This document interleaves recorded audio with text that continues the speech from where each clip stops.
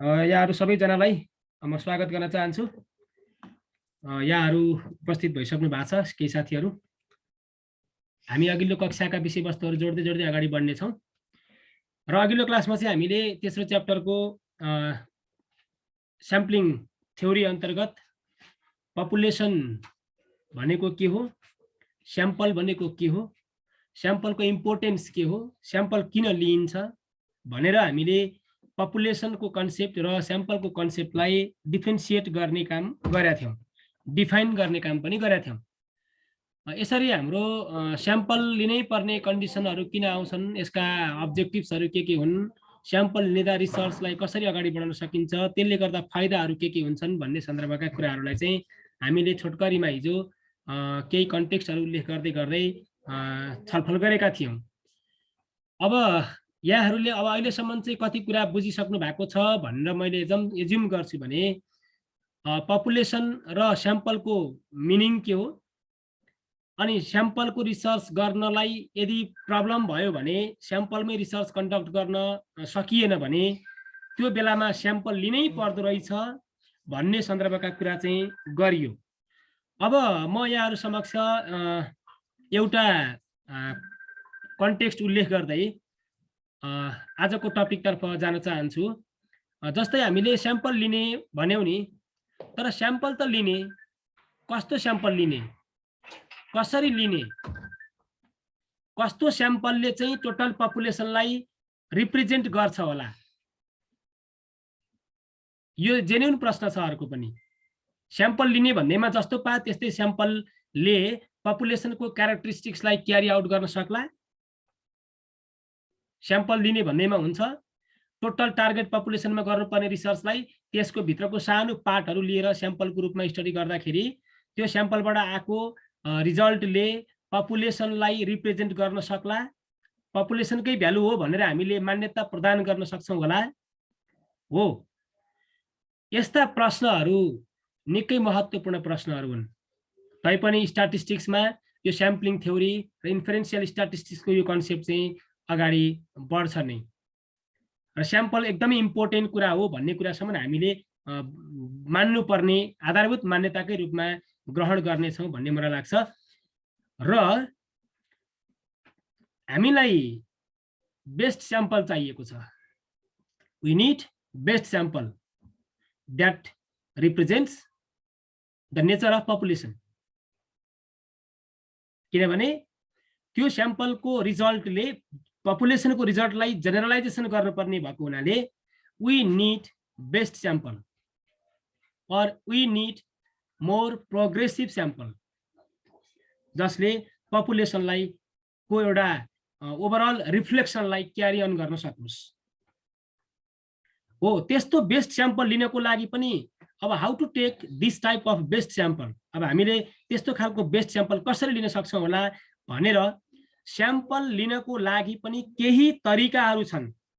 त्यही तरिकाहरूलाई हामी methods of sampling अर्थात् स्याम्पलिङ टेक्निक नामले टाइटल दिएर त्यसैको बारेमा हाम्रो आजको कन्टेन्ट अगाडि बढ्नेछ। हामी अब methods of sampling or sampling टेक्निकको बारेमा हामी छलफल गर्नेछौँ। र यहाँले देखिरहनु भएको छ, यहाँ रेड लाइनमा हामीले इन्डिकेट पनि गरेका छौँ। मेथड्स अफ स्याम्पलिङ अन्तर्गत स्याम्पल ड्र गर्नको लागि विशेषतः मूलतः दुईवटा मेथडहरू चर्चित छन्। यो दुईवटा मेथडभित्रका क्लासिफिकेसनहरू आफ्नै छन्, तर हामीले इन जनरल भन्नुपर्दा there are two types of methods to conduct the research through sample, अर्थात् to choose the sample we have two methods. One of them is probability sampling, another one is non-probability sampling. Probability sampling का कुरा आए, probability sampling अर्को non-probability sampling। पछि method sampling मेथडलाई choose गर्नको लागि, sample choose गर्नको लागि अपनाइने मेथडहरूमध्ये दुई प्रकारको मेथडहरूलाई हामीले यहाँ उल्लेख गर्यौँ। एउटा प्रोबेबिलिटी स्याम्पलिङ, अर्को non-probability sampling। हेर्नुहोस् है, अब यो दुईवटा मेथड भित्र यसका पनि आफ्नै टाइप्सहरू छन्।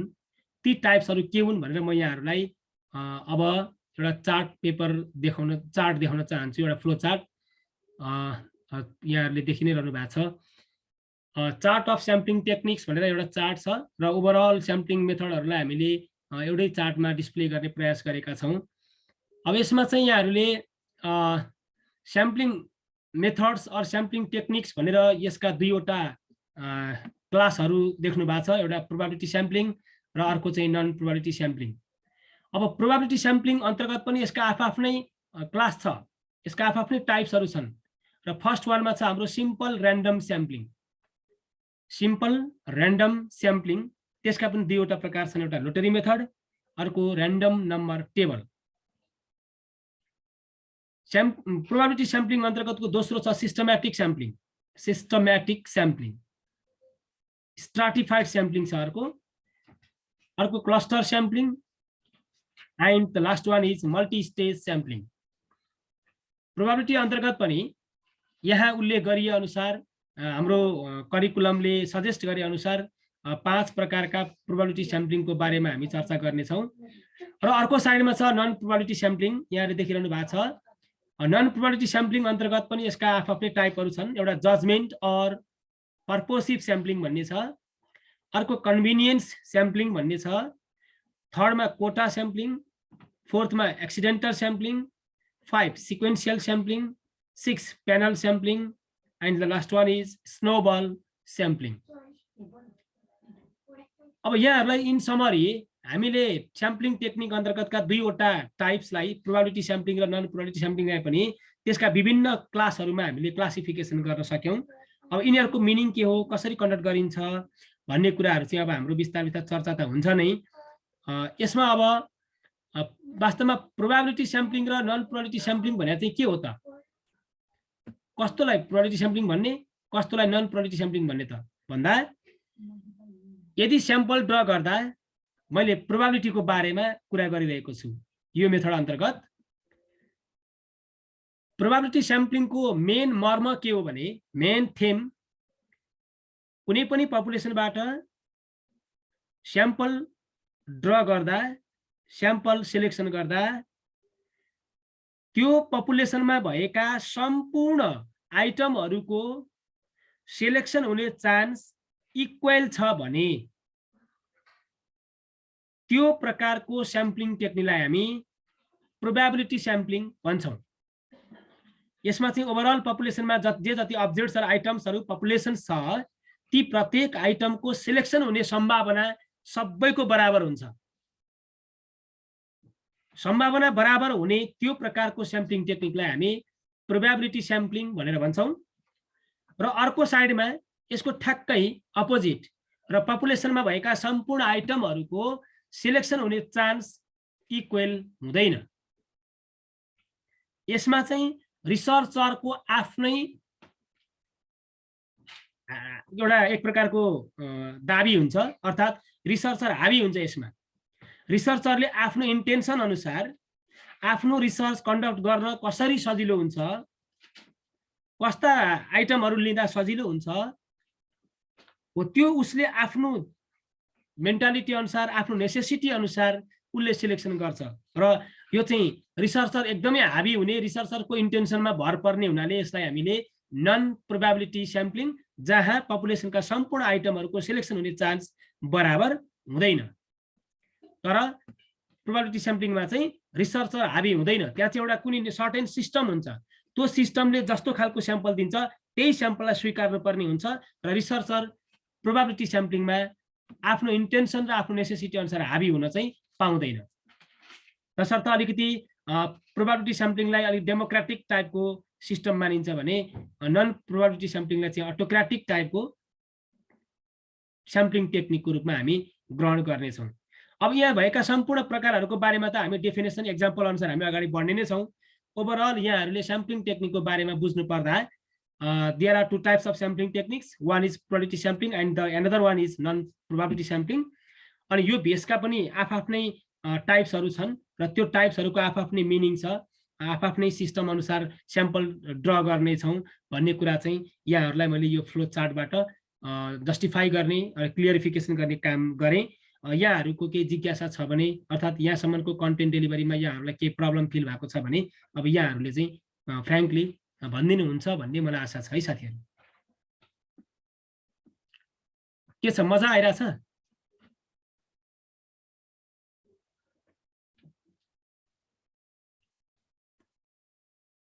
सुनिरहनु भएको छ नि?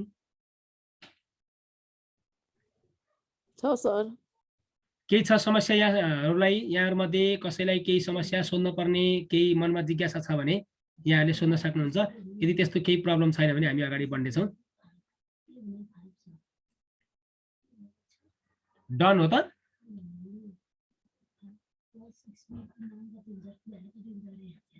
ओके, अब हजुरहरूले स्याम्पलिङ टेक्निक्सको बारेमा एज अ समरीको रूपमा यहाँहरूले यो फ्लो चार्टलाई राम्रोसँग स्टडी गरिदिनु हुनेछ र हामी यिनीहरूको बारेमा, यसका प्रकारहरूको बारेमा हामी सिक्वेन्सली हामी स्टडी गर्दै जानेछौँ। अब हामी मेथड्स अफ प्रोबेबिलिटी स्याम्पलिङ अन्तर्गत पर्ने यसका टाइप्सहरू के हुन्, कसरी हामी स्याम्पल ड्र गर्छौँ, यसका प्रोसिड्युर्सहरू के छन्, यसको मेन फिलोसफी के हो भन्ने सन्दर्भमा हामी चर्चा गर्छौँ। प्रोबेबिलिटी स्याम्पलिङ अन्तर्गत सबैभन्दा पहिलो चाहिँ थियो हाम्रो सिम्पल ऱ्यान्डम स्याम्पलिङ टेक्निक भन्ने। सिम्पल ऱ्यान्डम स्याम्पलिङ टेक्निक यहाँहरूले यहाँनिर देख्नुहुन्छ, यो टेक्निक छ नि, यो चाहिँ यो प्रोबेबिलिटी स्याम्पलिङको सबैभन्दा इम्पोर्टेन्ट, सबभन्दा बेसिक र यही सिम्पल ऱ्यान्डम स्याम्पलिङ चाहिँ यो 2 देखि 5 सम्मको प्रत्येकमा पनि लागू हुन्छ। यो 2, 3, 4, 5 मा पर्ने टाइप्सहरूलाई पनि सिम्पल ऱ्यान्डम स्याम्पलिङकै सपोर्ट चाहिन्छ। त्यो कसरी चाहियो म पछि कुरा गर्नेछु र यहाँहरूले चाहिँ यसलाई एकदमै विशेष ध्यानपूर्वक हामीले हेर्नुपर्ने छ र सबैभन्दा इम्पोर्टेन्ट, सबैभन्दा सिम्पल टाइपको भएको हुनाले नै यसलाई सिम्पल ऱ्यान्डम स्याम्पलिङ भनिएको छ।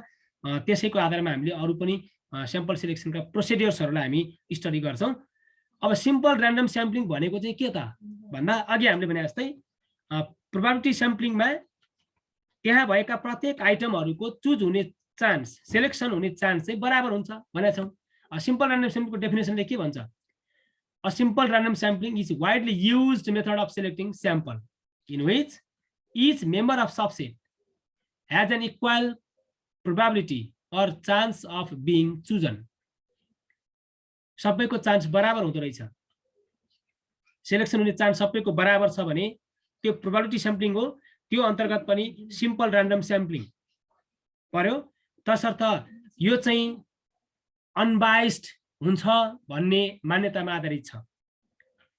यो चाहिँ सिम्पल ऱ्यान्डम स्याम्पलिङमा सबैको चान्स बराबर हुने भइसकेपछि कुनै पनि आइटमलाई, पपुलेसनका कुनै पनि क्लाइन्टलाई हामीले बायस गर्दैनौँ, किनकि सबैको सेलेक्सन हुने चान्स बराबर हुन्छ।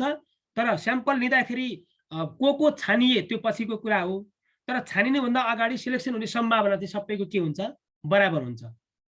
डाइसलाई फाल्दा 5 पल्टिनु छुट्टै कुरा हो, तर डाइसको एक्सपेरिमेन्ट गर्नु पूर्व चाहिँ 1 देखि 6 सम्मको आउने चान्स चाहिँ सबैको बराबर हुन्छ।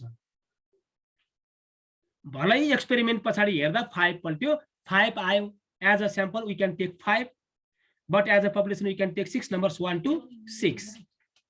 1 to 6 को आउने सम्भावना सबैको बराबर हुन्छ, तर छानिनेलाई चाहिँ 5 जस्तै कोही छानिन सक्छ। हो यसरी हामीले सबै क्लाइन्टको सेलेक्सन हुने चान्सलाई इक्वल प्रोबेबल स्पेसको रूपमा डिफाइन गर्न सक्यौँ भने त्यो कन्डिसनमा हामी प्रोबेबिलिटी स्याम्पलिङ मार्फत स्याम्पल चुज गरिरहेका छौँ है भन्ने मान्यतामा आधारित भएर काम गरिरहेका हुनेछौँ।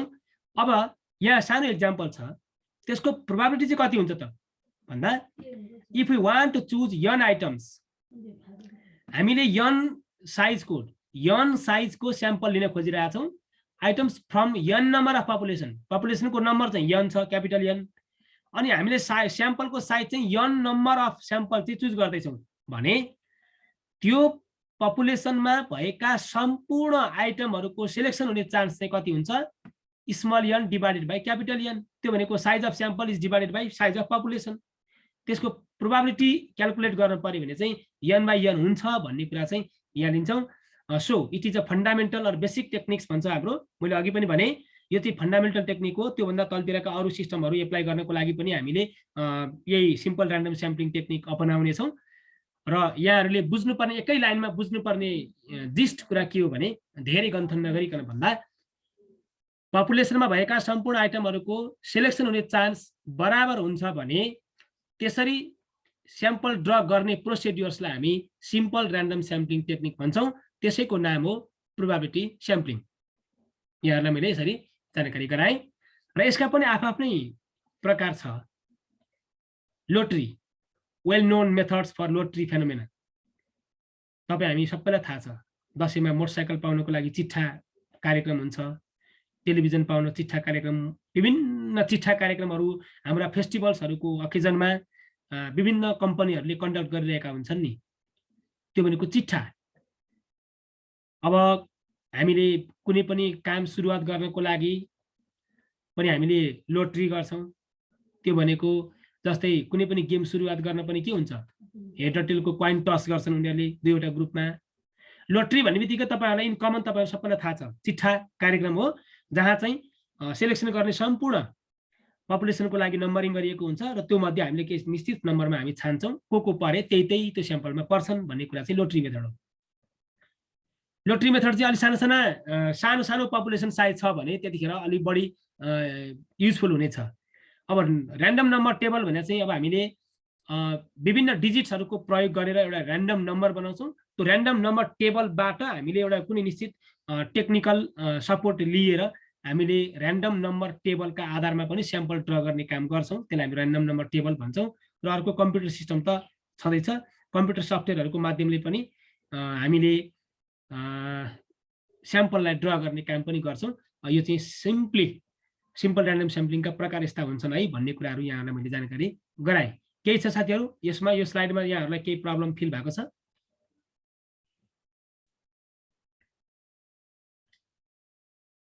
कुरोकानी क्लियर बुझ्नु भएको छ कि छैन भनेर सोध्या, त्यति हो। अरू के हुनु, कुरा त अब सामान्य कुरा गरेका छौँ। तपाईँहरूले नबुझ्ने भनेर त्यो रटान गर्न खोजेको त होइन मैले। तपाईँहरू धेरै कुरा त बुझ्नुहुन्छ। तपाईँहरूलाई अब तैपनि अब पढाउन थालेपछि बुझ्नुभयो कि भएन भनेर त सोध्नुपर्ने चाहिँ एज अ टिचरको पोइन्ट अफ भ्यूबाट त्यही धर्म मात्रै कुरा गरे जस्तो लाग्छ है। के छ साथीहरू, अर्कोमा जाउँ कि यसमा केही क्लियरिफिकेसन छ? बुझिया छ सर, अर्कोमा जाउँ। ल, सिम्पल ऱ्यान्डम स्याम्पलिङको बारेमा हामीले स्टडी गऱ्यौँ। त्यसो भए सिस्टमेटिक स्याम्पलिङ चाहिँ के त? कस्तो स्याम्पलिङ टेक्निकलाई सिस्टमेटिक भन्ने? अब प्रत्येक टाइपहरूलाई यहाँ स्पेलिङ बिग्रिएर चाहिँ एउटा साथीहरू यो चाहिँ अब माइन्ड नगर्नु होला, यसलाई करेक्सन गर्नेछु। अहिले भर्खर थाहा पाएँ, थाहा पनि थिएन। सिस्टमेटिक, SYSTEMATIC, सिस्टमेटिक स्याम्पलिङ टेक्निकमा कसरी कन्डक्ट गर्ने त? एउटा सानो एक्जाम्पल दिएँ मैले। पुष्पलाल मेमोरियल कलेजमा MBS पढ्ने 100 जना विद्यार्थी हुनुहुन्छ भन्यो। हुन त होइन, मैले कुरो खुस्कासेका छु 20 जना भर्ना हुनु भएको छ अरे भनेर। तैपनि ठिकै छ, ल ठिकै छ 20 जना हुनुहुन्छ, केही छैन। 20 जनामा मलाई रिसर्च गर्न अप्ठ्यारो भयो कि 20 जना के लिनु, 20 जनासँग अन्तर्वार्ता लिएर बस्नु दिक्क लाग्यो। अब म स्याम्पल लिन्छु, जागर चल्यो भने 20 जना सानो पपुलेसन छ, स्याम्पल लिन आवश्यक चाहिँ छैन। तैपनि स्याम्पलिङ टेक्निक पढायो हुनाले स्याम्पलिङ टेक्निक बुझ्नको लागि मैले 20 जनाको स्याम्पल लिएँ। अब मैले के गर्छु भने 20 जनाबाट मैले 4 जना छान्छु। 4 जना त छान्नु पर्यो नि, ध्यान दिनुहोस् है। 20 जना हुनुहुन्छ एज अ पपुलेसन, 4 जना छान्न खोजिरहेको छु मैले फर द रिसर्च। 4 जना कसरी छान्ने, द्याट्स माई प्रब्लम। 4 जना छान्नको लागि टोटल पपुलेसन 20, 4 जना छान्नु पर्ने भएको हुनाले त्यो 20 लाई 4 ले डिभाइड गरिदिनुस्। 20 लाई 4 ले डिभाइड गर्दा कति आयो? 5 आयो। 5, 20 लाई 4 ले डिभाइड गर्दा 5 आयो। अब 5 आउने बित्तिकै मैले 1 2 3 4 5 5वटा सानो सानो कपीको चिट बनाउँछु। त्यसमा 1 2 3 4 5 5वटा नम्बर लेख्छु। नम्बर लेखिसकेपछि अनि मैले सिम्पल ऱ्यान्डम स्याम्पलिङ गर्छु। फेरि अब त्यहाँबाट लोटरी हान्छु, हातमा यसो हल्लाएर मैले भुइँमा फालिदिन्छु। भुइँमा फालेपछि मैले एउटा नम्बर तान्छु, मान्नुस् 2 आयो। 2 आयो है। 2 आएपछि तपाईले 20 जना साथीहरुमा 1 देखि 20 सम्म नम्बरिङ गरिरहनु भएको हुन्छ सुरुमा है। त्यो चाहिँ ध्यान दिनुपर्छ। नम्बरिङको कुरा मैले सुरुमा गरिन, नम्बरिङ चाहिँ हुन्छ। अब मैले छान्दा 2 आयो भने 1 देखि 5 सम्मका साथीहरू मध्ये मैले 2 चाहिँ छान्छु। 2 नम्बर पर्ने साथीको रोल नम्बर 2 छान्ने छु। त्यसपछि 5 लाई एड गर्नुस् त्यसमा, किनकि हामीले त्यो डिभाइड गर्दा 5 आएको छ नि हाम्रो। 2 आएपछि अब मैले 2 + 5 मा कुन पर्छ 7 रोल नम्बर वाला चुज गर्छु। अब त्यसैगरी फेरि 7 मा 5 जोड्नुस् 12 रोल नम्बर वाला चुज गर्छु। 3 जना भइसक्यो। फेरि 5 एड गर्नुस् 17 रोल नम्बर वाला चुज गर्छु। 4 जना भइसक्यो। त्योभन्दा माथि जान पाइदैन, किनकि 5 जोड्दा 22 हुन्छ। फेरि 20 भन्दा बढी हाम्रो नम्बरिङ छैन।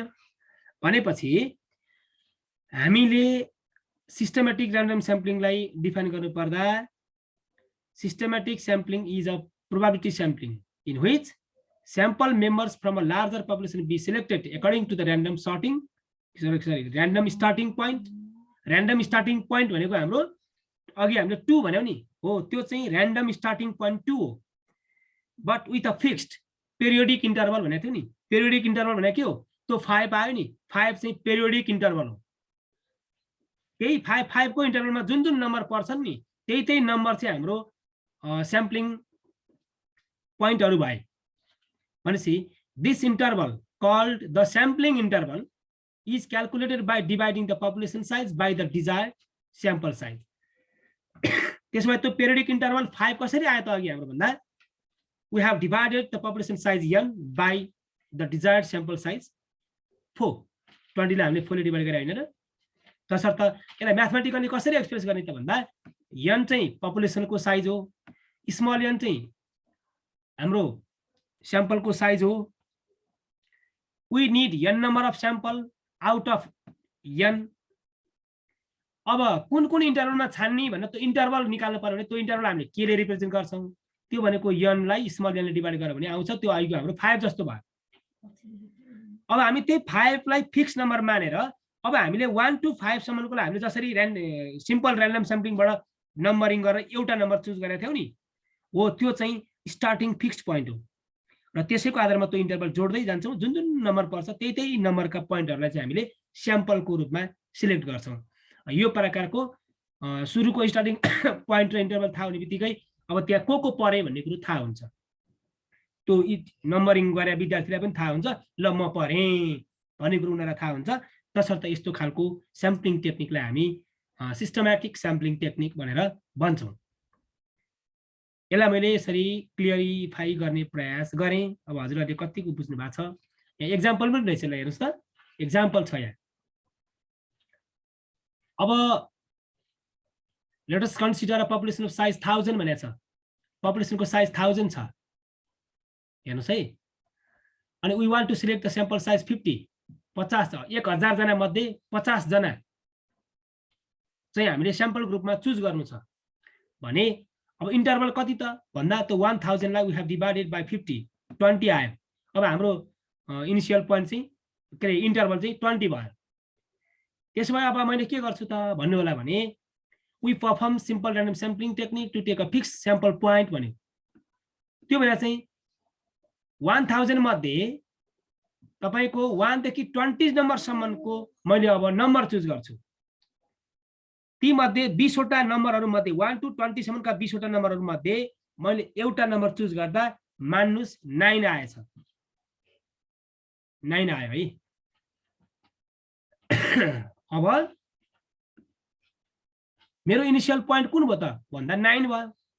अब म कसरी अगाडि बढ्छु त भन्दा 9 मा 20 जोड्नुस् 29, 49, 69, 89, 109, 129, 149 हुँदा हुँदा हुँदा 969, 989 सम्म पुग्दा तपाईको ठ्याक्कै 50 जना स्याम्पल सिलेक्ट भइसकेको हुन्छ।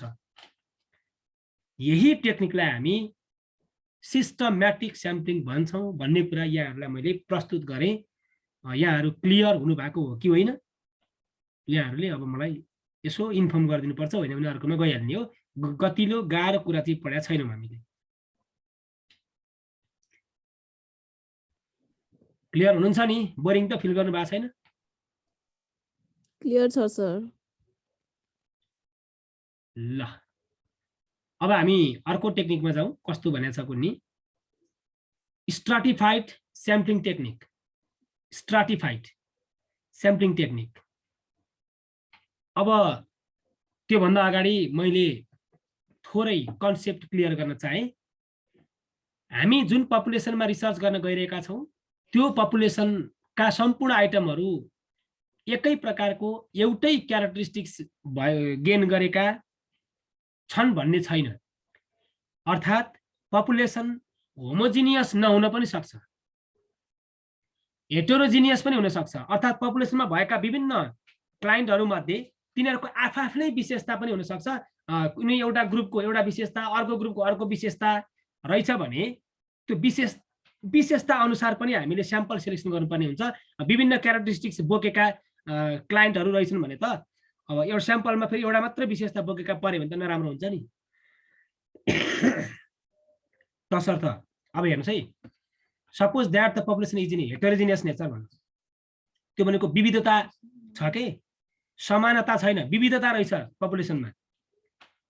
त्यो बेलामा हामीले हेटेरोजिनियस पपुलेसनभित्र पनि टोटल पपुलेसनभित्र पनि समान सोच भएका भन्नुहोस्, समान विशेषता भएका छुट्टा छुट्टै समूहहरूमा डिभाइड गर्न सक्छौँ हामीले। त्यसरी डिभाइड गरेको सबसेटहरूलाई हामी ग्रुप्स अर्थात् स्ट्राटा भन्छौँ। स्ट्राटा फरक फरक एउटै पपुलेसनभित्र विभिन्न इन्ट्रेस्ट ग्रुपहरू हुन्छन्, त्यसलाई हामी स्ट्राटा भन्छौँ। त्यो स्ट्राटामा क्लासिफाई गर्न सकिने खालको पपुलेसनबाट स्याम्पल चुज गर्नु पर्यो भने हामीले स्ट्राटिफाइड स्याम्पलिङ टेक्निक अपनाउँछौँ भनेर भन्छौँ। तसर्थ यसमा चाहिँ हामीले अब के हुन्छ, the strata is formed based on some common characteristics in the population data. अब कतिवटा स्ट्राटामा डिभाइड गर्न सक्ने त त्यो थाहा हुनुपर्छ। अब समान विशेषता भएका त्यो पपुलेसनभित्र कतिवटा ग्रुप रहेछन्, हो त्यो ग्रुप चाहिँ अब हाम्रो स्ट्राटा ग्रुपमा आउँछ। कतिवटा छ भन्ने कुरा फिक्स हुन्छ। तसर्थ यहाँ भन्छौँ we make different homogeneous subgroups of strata. Heterogeneous पपुलेसनभित्र होमोजिनियस सबसेटहरू बनाउँछौँ हामी। ध्यान दिनुहोस् है, हेटेरोजिनियस पपुलेसनभित्र होमोजिनियस स्ट्राटा बनेको छ। फ्रम हेटेरोजिनियस पपुलेसन बन्यो, त्यो चाहिँ संसद भवन जस्तो सम्झिनु न। संसद भवनभित्र जति पनि मानिसहरू छन् नि त्यहाँभित्रका विभिन्न दलहरू आफ्नो पार्टीका छन् नि, आफ्नो पार्टीकालाई हामीले स्ट्राटा मान्न सक्छौँ। ओभरअललाई चाहिँ हामीले पपुलेसन मान्न पनि सक्छौँ। अब एज अ पोलिटिकल पार्टिजको पोइन्ट अफ भ्यूबाट हेर्दा त्यो संसदभित्र रिप्रेजेन्ट गर्ने सम्पूर्ण अब हाम्रो पार्लियामेन्टका मेम्बरहरू चाहिँ हेटेरोजिनियस टाइपमा छन् भनेर हामी कन्सिडर गर्न सक्छौँ। तसर्थ we select the proportional sample from each strata भन्छौँ। त्यो स्ट्राटाहरूबाट हामीले त्यही रेसियोमा, जुन स्ट्राटामा बढी छ त्यही रेसियोमा हामी के गर्छौँ, अब स्याम्पल चुज गर्छौँ र अन्तिममा सम अप गर्छौँ। यसलाई हामीले कसरी देखाउन सक्छौँ भने यहाँहरूलाई मैले यहाँ देखाएँ, यो ग्रुप हो। तपाईँको यो टोटल चाहिँ यो रेक्ट्याङ्गुलर फर्ममा देख्नु भएको छ, यो चाहिँ तपाईँको पपुलेसन हुनसक्छ। अनि त्यो पपुलेसनभित्र तपाईँको चारवटा समान इन्ट्रेस्ट भएका ग्रुपहरू रहेछन्। यो ग्रुपको आफ्नै सोच मिल्ने, यिनीहरूको विशेषता मिल्ने, यसको विशेषता पनि मिल्ने, यसको पनि मिल्ने, अनि यसको मिल्ने भनेपछि फरक फरक हेटेरोजिनियस यो चारवटा भित्र हुनु भनेको चाहिँ हेटेरोजिनियस पपुलेसन भयो। तर यो ग्रुप होमोजिनियस छ, यो ग्रुप पनि होमोजिनियस छ। अहिलेलाई मानुस् यो सबैमा समान नम्बरमा अर्थात् equally approximately equal number of clients are there भनेर बुझ्नुपर्ने हुन्छ। त्यसमा चाहिँ अब यदि कुनै ग्रुपमा धेरै समूह छ भने त्यही रेसियोमा हामी स्याम्पल पिकअप गर्नेछौँ।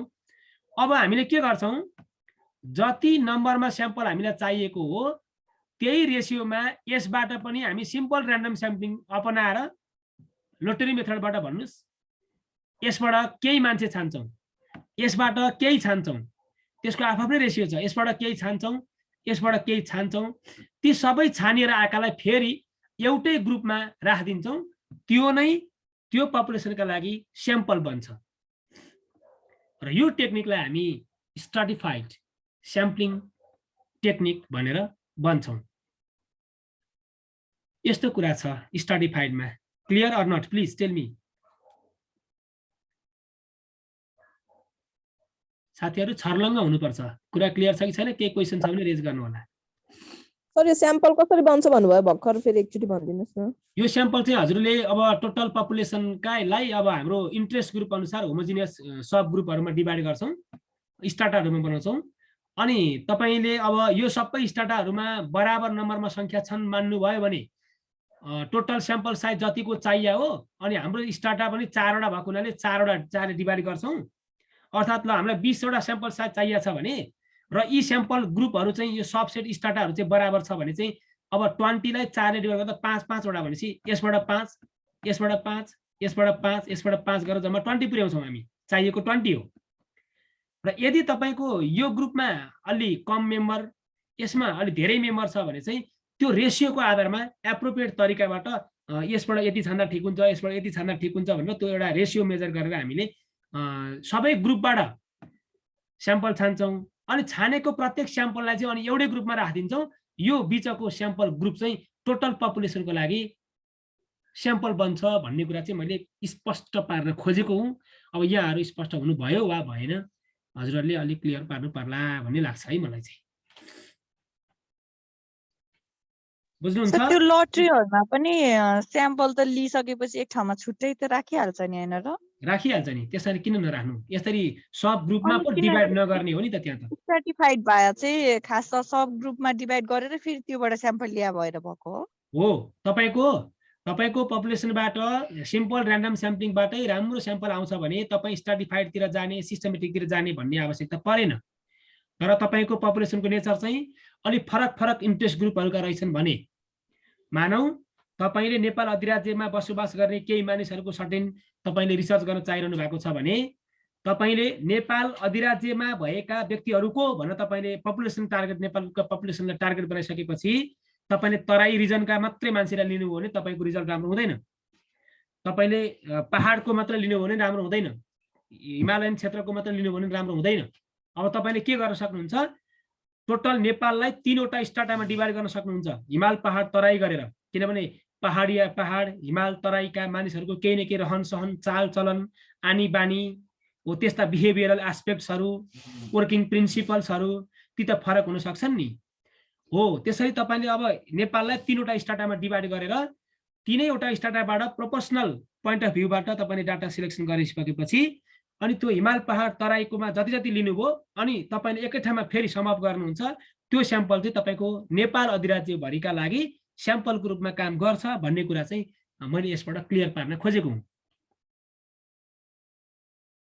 क्लियर छ सर। ल यो पनि भयो, टाइमिङले पनि अब हामीलाई अगाडि बढाउन गइरहेछ। अब क्लस्टर स्याम्पलिङ भनेको छ। क्लस्टर स्याम्पलिङको बारेमा अब हामीले धेरै भ्याउँछौँ जस्तो चाहिँ लागेन। बोर त लागेको छैन नि हजुरहरुलाई? छैन सर। कि अर्को एपिसोड जोइन गर्नुहुन्छ एउटा? अर्थात यसलाई भोलि गरौँ अर के भन्नुहुन्छ त्यही गरौँ? हजुर 45 मिनेट्स सर भोलि गरौँ। अरु साथीहरु पनि सबै छैनन् नि त, आज जम्मा 5 जना छ रहेछ। ल ठिकै छ, केही छैन। भोलि भन्नाले भोलि त स्याटरडे होला। आजको भोलि सटरडे अब सन्डे। आजको कन्टेन्टमा क्लियर हुनुहुन्छ नि हैन? हजुर सर ठिकै छ। ल हजुरहरुलाई अब मैले आजलाई यति नै कन्टेन्ट डेलिभरी गरे। यहाँहरुले अब स्लाइड पाउनु भएको नभएको इन्फर्म चाहिँ गर्नु होला। त्यहाँ तपाईले मज्जाले यो पढ्नु पर्छ, नोट बनाउनु पर्छ। अब यो स्लाइड हेरेर आफ्नो कपीमा मज्जाले नोट बनाएर राख्नुभयो भने अझै बेस्ट भइहाल्यो। त्यसमा अल्छी चाहिँ गर्नुहुन्न भन्ने मलाई लाग्छ। अब हजुरहरु जस्तो मान्छेले लाई मैले अल्छी भन्ने शब्द प्रयोग गरेँ, अब त्यो चाहिँ मैले इन्सल्ट गर्न खोजेको चाहिँ होइन। तैपनि हजुरहरु पढ्नुहुन्छ भन्ने विश्वास छ। हस्, यति भन्दै आजको क्लासलाई मैले यही अन्त्य गर्छु। कन्फ्युजन भयो भने मैले फेरि यहाँहरुलाई भिडियो पठाउने छु। Thank you so much. Have a good night. Thank you sir.